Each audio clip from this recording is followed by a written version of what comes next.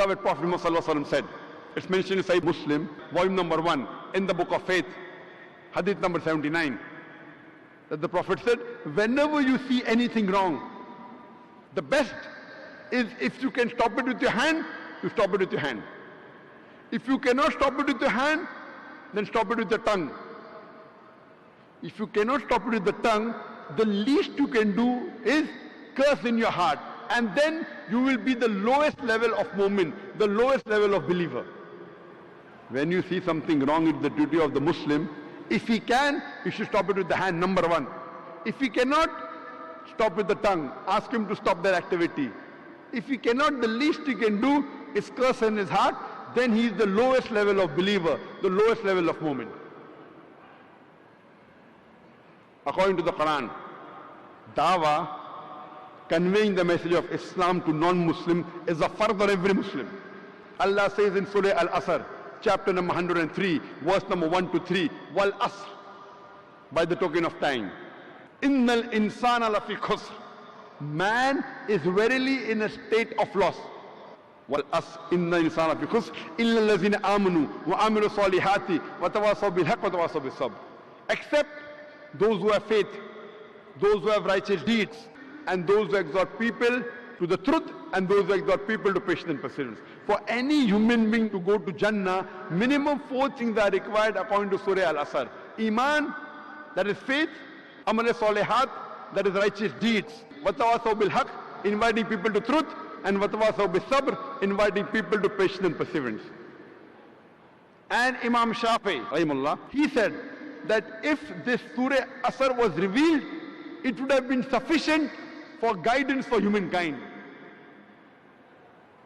Imam Shafi rahimahullah, he said that if this surah was only revealed, this one surah of 3 verses would have been sufficient for guidance for humankind. It is so powerful.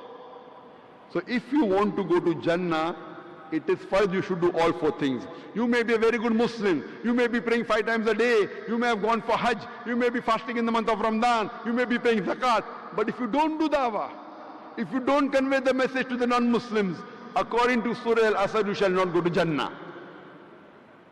Only dawah is also not sufficient, all 4 are equally important. Iman, righteous deed, dawah, watawasaw bil haqq, and inviting people to truth, and inviting people to patience and perseverance. If you don't do dawah according to Surah Al-Asr, you shall not go to Jannah. If Allah wants to forgive you and then put you in Jannah, if you don't do dawah, that's Allah's prerogative. Because Allah says in Surah Nisa chapter 4 48 and Surah Nisa chapter 4 116, if Allah pleases, He may forgive any sin. But the sin of shirk, He'll never forgive. The biggest sin in Islam for any human being is the sin of shirk, associating partners with Allah.